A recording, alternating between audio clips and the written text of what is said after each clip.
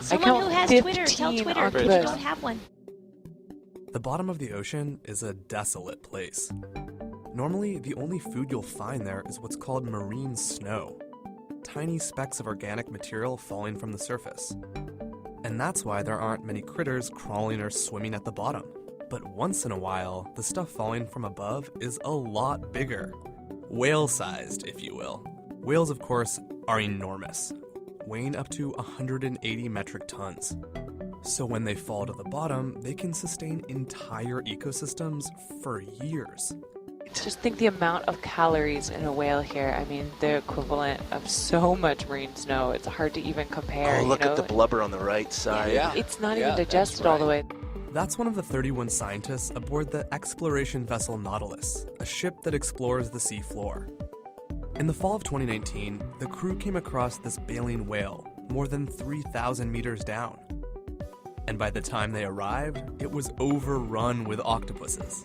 More specifically, Moose octopus robustus, a little-known purplish species that inhabits the deep sea. One even photobombed the camera. What's strange is that octopuses are predators. They don't usually eat dead tissue, which is why experts think they were feasting on other critters on top of the whale carcass, such as crustaceans or snails. They likely use the suckers on their tentacles to pick up their prey, and then carefully transfer them from sucker to sucker into their mouths. It's like a feeding conveyor belt. But if those octopuses look eerie to you, wait until you learn about the bone-eating worms called ossidax. There are so many of them here that it looks like the whale skeleton is coated in algae. These worms have no mouths and no guts. Instead, they secrete acid to dissolve bone. And then they rely on bacteria to do the rest.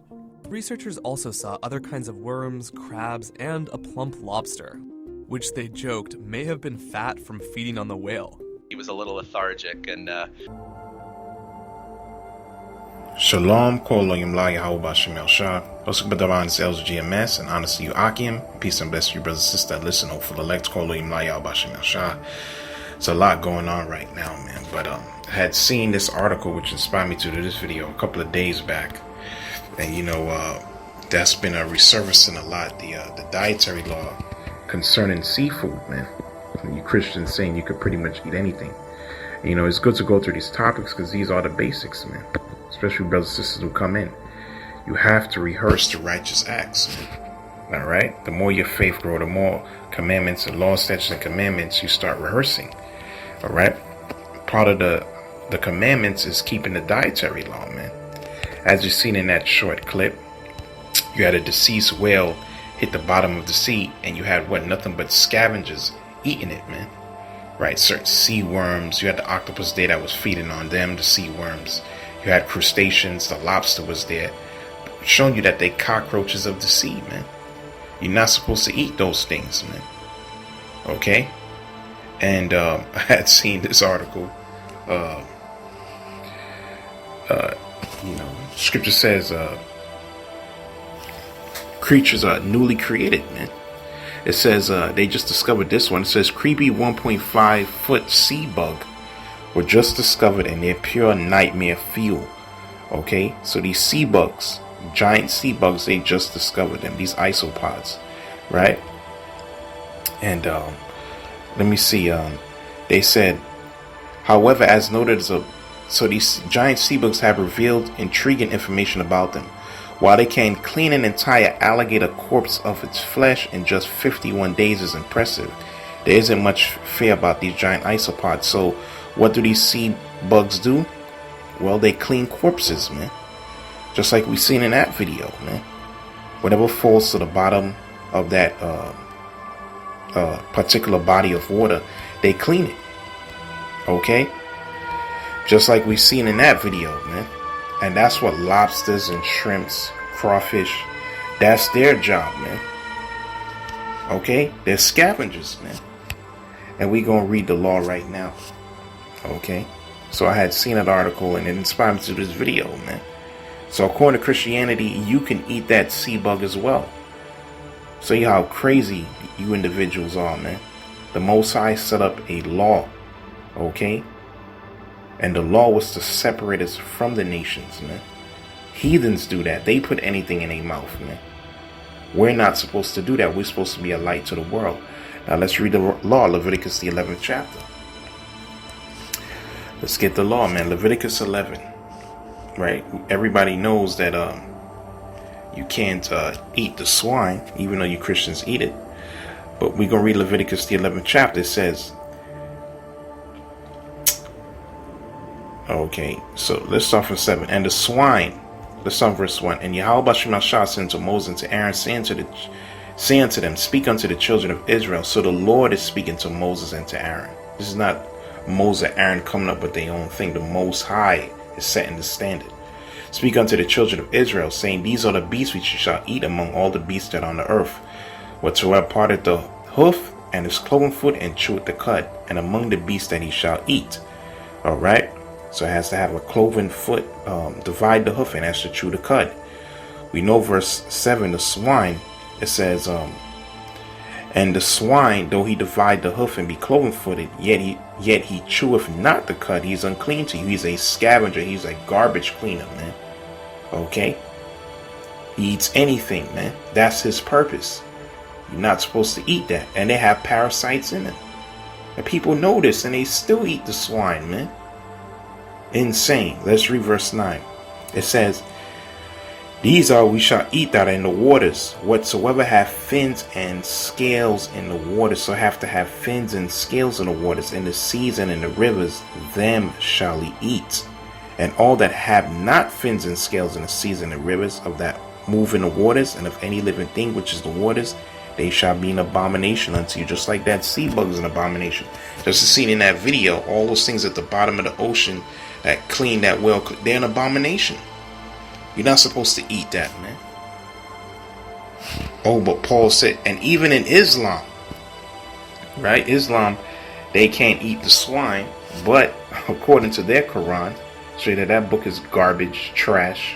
Okay, seafood, anything that's in the sea is halal, man. Okay, when you went to we go to Muslim Versity, it tells you that. They said it's seafood halal. Yes, the majority of the scholars of Islam consider almost all food that comes from the sea halal to eat. Right, and that's the verse they give. It says, Quran 596, it says, lawful to use what you catch from the sea and use it for food as provision for yourselves and for your travelers. That's not what the scripture says, man. Okay? So they ain't following the Torah, man. Prove you that's not the truth, man. Okay? According to the law, we had fins and scales. Okay? So we know salmon, we know snapper, we know sea bass, codfish, trout, you know what I'm saying? But like these fish have fins and scales. But as you see in that video, the octopus, okay, these crustaceans, lobsters and crabs, shrimp, oysters. You just had another a guy who died eating an oyster. This happened this week, man, in Florida, man. You see? So that's not lawful, man. And it just makes sense, man. It makes sense, man. Okay, and even in the scriptures, take it even further, because like we mentioned, those things are scavengers. You're not even supposed to eat anything that's dead of itself. That's lawful to eat. Okay, so if you see a goat or a sheep or a bull that's just dead, you're not supposed to go and eat that, man, because it didn't go through the proper process where you're supposed to kill it. All right. If it died of itself, that means beast could have killed it. It could have died of an illness, and you don't know how long that beast had died, man. Okay, because we're not scavengers, man. Scripture says this, Leviticus 22:8. It says, we get that Leviticus 22:8. Let me read. Let me see. See, Leviticus 22:8. It says. 22, it says, that which died of itself or is torn with beasts, he shall not eat to defile himself therewith. I am Yahweh B'Shem Yahushua. See? So you're not supposed to eat anything that died of itself, man, because it didn't go through the proper killing process, so to speak, or in form of the ceremonial sense. Okay, there was a way we're supposed to have killed the beast. But if you see it die of itself, you're not supposed to just go and eat it, man. The Most High said that what? You defile yourself, man. So that's in the law. And also in the law, you're not supposed to eat anything with blood in it. And you read Leviticus the 17th chapter, man. These are the laws, man. So when you do a steak or whatever the case is, matter of fact, let me get that. Leviticus chapter 17, verse 10. It says, "And whatsoever man there be of the house of Israel, or the stranger that sojourn among you, that eateth any manner of blood, I will even set my face against that soul which eateth blood, and will cut him off among his people." So when you do things, you cook your meat, it's supposed to be well done, man. Not supposed to have, because he said what? Verse 11, "For the life of the flesh is in the blood, and I have given it to you upon the altar to make an atonement for your souls, for it is the life. For it is the blood that maketh an atonement for the soul." So you're not supposed to eat that, man. We're not beasts, man. Like Esau like to eat his steaks raw, medium, rare. That's wicked as hell, man. Okay, we're not supposed to do that, man. So these are the laws, statutes, and commandments. All right. Let me get Baruch chapter 4, verse 1. Then we're going to go to the New Testament, because Christians somehow think that the new and the old are two separate books. You're crazy. The new reestablishes the old. The new covenant hasn't even really been fulfilled yet. What's the new covenant? The law in our inward part. In the kingdom, we're not going to be eating those abominable things, man. The Most High law is never done away with. It's just that we tell them now, they don't understand what the grace is talking about, man. The grace is mercy. Meaning Yahweh B'Shem Yahushua, Yahweh through his son Yahweh Shai took away the penalty for right now. Okay? So we're just rehearsing the righteous acts, man. You see? And it's by that grace we're able to come back in. Because the type of sins that we were committing, the law of Moses and the sacrifices could not cover it anymore, man. Okay? That's how we fell away as a nation. But through the blood of Yahweh Shai, we're able to come back in. Alright? And the Most High took away what? The penalty. He nailed that to the cross through Yahweh Shai. You see? That's the new high priest, and that is the chief sacrifice that we have, man. But don't mean we just go, the scripture says you take your liberty as a cloak of maliciousness. You just go being a reprobate, man. Now, the scripture says, Baruch 4:1, it says, "This is the book of the commandments of the Most High, and the law that endureth forever. All they that keep it shall come to life, but such as leave it shall die," man. Okay? You see? Because of what sin? Transgression of the law. The wages of sin is death, man. That's why I'm going to read one more in the Apocrypha, Sirach 33, verse 3. Let's get it.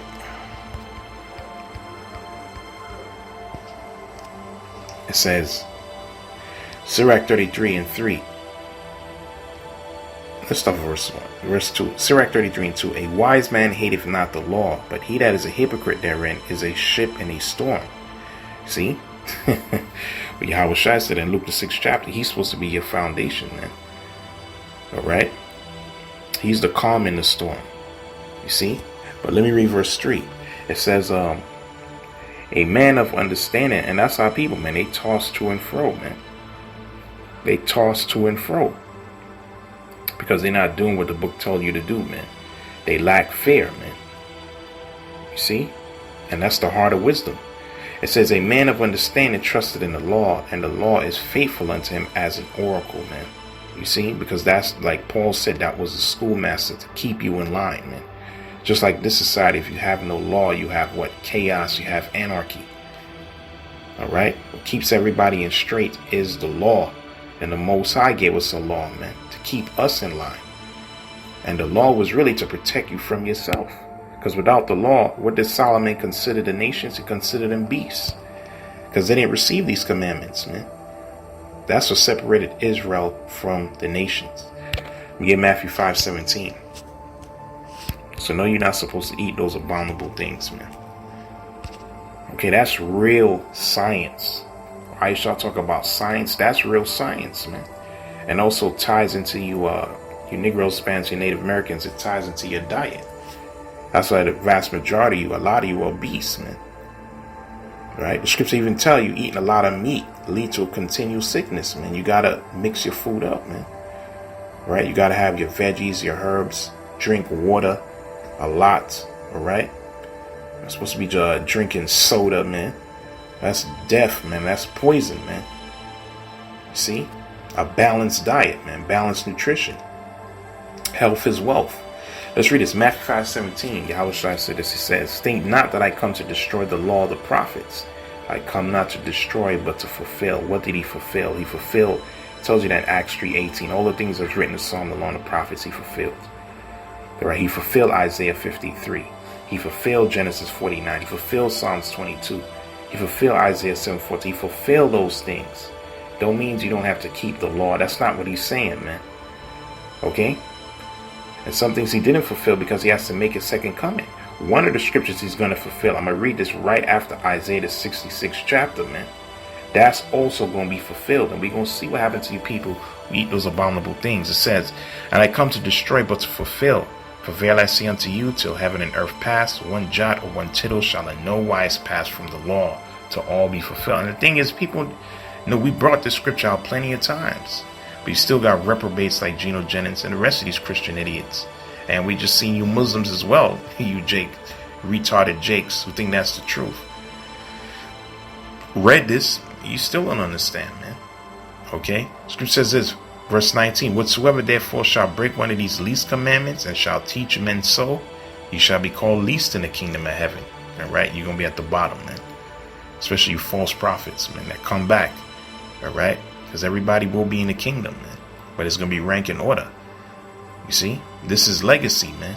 "But whosoever shall do and teach them, whosoever shall do and teach them, the same shall be called great in the kingdom of heaven," man. Kolim la Yahweh Shemel Shah. And like Yahushua said, he came to fulfill. All right? What's one of the things he's going to fulfill when he comes back? Isaiah 66. Okay, let's read this, man. Isaiah 66:15. "For behold, Yahweh Shemel Shah will come with fire, and his chariots like a whirlwind, to rend his anger with fury, and rebukes a flame of fire." This didn't happen yet. "For by fire and his sword will Yahweh Shemel Shah plead with all flesh, and the slain of Yahweh Shemel Shah shall be many." When Yahweh Shai come back his second coming. "They that sanctify themselves and purify themselves in the gardens behind one's tree in the midst, eating swine's flesh." So yes, you eating abominable things, the Lord is going to kill you when he makes his second coming, man. Because you were warned not to, man. And the abomination, we just read the different abominations in Leviticus the 11th chapter. And the mouse, you Negroes like your raccoon in the South, you backward ass niggas, okay? Still eating that shit, man. Alligator. Does that look like it should be eaten, man? Right? What they call gumbo, which is just a pot of different abominations. You niggas gonna be put to death down there in New Orleans. That's why you're always getting plagued with something. All right? "Shall be consumed together, saith Yahweh Ba'ashem." Yahweh Shai is gonna be destroyed, man. All right? Let's read Paul's right in 1 Timothy 1. All right, so I have to do this quick. Let's say it's a power of Yahweh Ba'ashem Yahshua, man. Yeah, like Yahweh Shai said, "Eat and not knowing the scriptures, nor the power of the Most High." If you're teaching that you can eat anything, according to this book, you not knowing the scriptures. You don't know the Bible. Okay? First of all, Yahweh Shai was the perfect example for us to follow. It tells you that in 1 Peter 2nd chapter, man. So if he's a perfect example, the Lord never ate swine. The Lord never ate abominable things. He kept the law to the T. Obviously, we can't keep the law to the T, but we're rehearsing the righteous acts, man. And we have grace and faith in him. You see? I'm going to read that after, but let me read 1 Timothy 1 and 8. See? So Paul said, this is what he's writing to Timothy. He says, Timothy delivered it to the churches. That was his job. 1 Timothy 1 and 8. "But we know that the law is good if a man use it lawfully," because you had certain men back then who were using the law for their own benefit to add disciples unto themselves. Right? And they themselves weren't even keeping the law, man. They were just looking for what? Vainglory. Verse 9. "Knowing this, that the law is not made for the righteous man," which none of us are righteous. Okay? Scripture says your righteousness is as a filthy rag. That's in the scriptures, man. Alright, it says, "But the lawless and disobedient, for the ungodly and for sinners," which were all sinners, "for unholy and profane, for murderers and fathers and murderers of mothers, for manslayers," man. right? Since Adam went off. All right, we all fall short. We're all ungodly, man. We're all sinners, man. That's what the Most High gave us the law, man. Right? But now he gave us what? Yahweh Shai, man. They're supposed to look to Yahweh Shai. Like you said, look to his example. Yahweh Shai never did those things you niggas are preaching, man. Okay? For whoremongers and for them that defile themselves with mankind, for men steals, for lies, for perjured person, and if there be anything that is contrary to sound doctrine. Okay? Anything. So teaching that the law is done away with, you don't have to keep it. Even though Paul said, should we then void the law through faith? God forbid. We establish the law, Romans 3:30. He said that, man. Should we then sin that grace be abound? Should we break the law because we have grace? God forbid. Means no, man. No. Just because you have grace don't mean you just go out there and you sin willfully, man. You break the law willfully. That's not sound doctrine, man. That's not sound doctrine. Okay? Let's read one more. Revelation 14:12. It says, here is the patience of the saints. Here are they that keep the commandments of the Most High and the faith of Yahweh Shai. The two goes hand in hand. Faith and works, man. Keeping the law, statutes, and commandments and having faith in the Mashiach, man. Okay? So hopefully this lesson was edifying. Like to say, Kol Olam La Yahweh B'Shem Yahushai. Shalom.